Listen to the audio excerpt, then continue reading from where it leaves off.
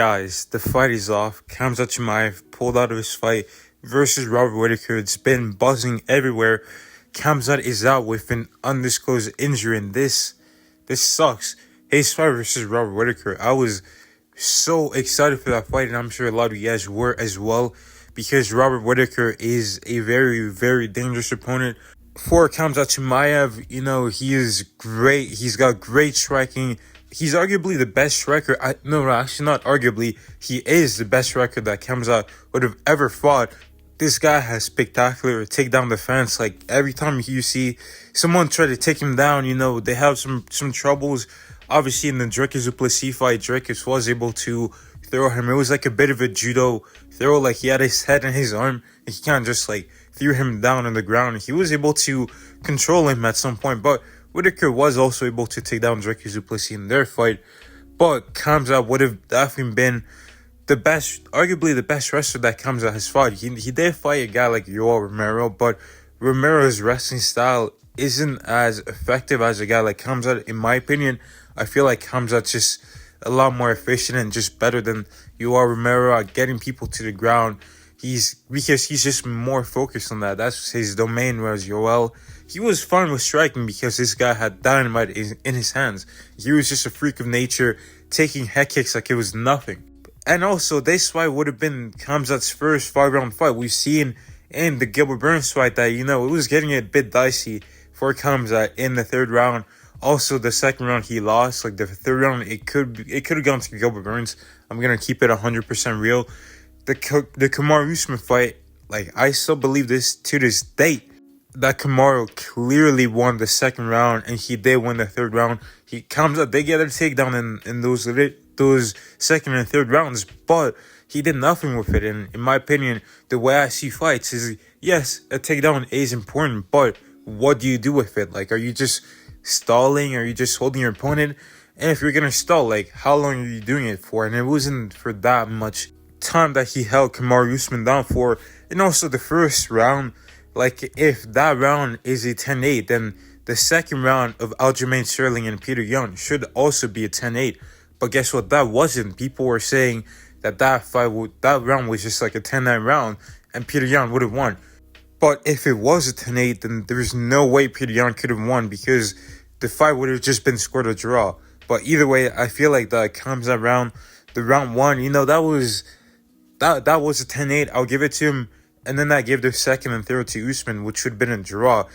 But what would have happened if that fight was a 5-round fight? Because Kamaru Usman was gaining momentum. He realized that he could put hands on Khamzat, that whenever he was throwing, he was landing. And Khamzat didn't really have much in terms of boxing. He didn't really have hands. So I feel like a lot of these questions would have been answered in this Robert Whittaker fight, because Robert Whittaker, he definitely has hands.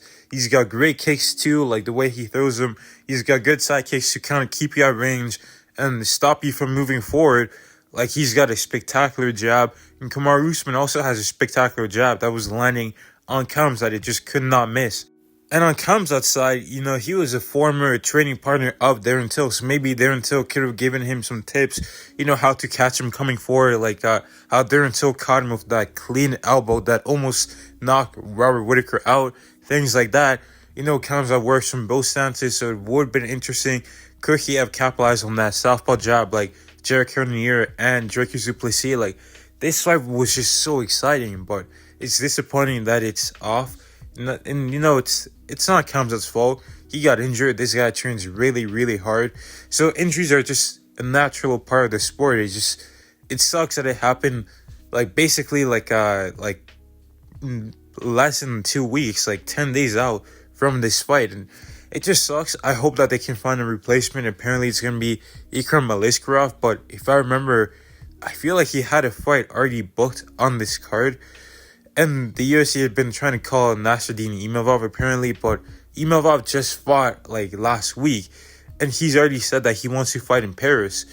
So I think that Sean Strickland should step in. I know I did say that Sean Strickland should fight Nasruddin Imavov in Paris, but this was just unpredictable and unexpected. So I guess you kind of got to go with Sean Strickland to replace him. Or, because, there's no way Jared Cannonier is going to replace that. It'd be crazy. But yeah, I hope they find a replacement, and it sucks because the UFC is trying to make Khamzat a star. He already is a star, but even a bigger star by bringing him into a somewhat of a home crowd. The fans were definitely going to be on his side, and also they were trying to push him into a title shot. Dana White did say that the winner of this fight, most likely, if it was Khamzat, that he was going to get a title shot.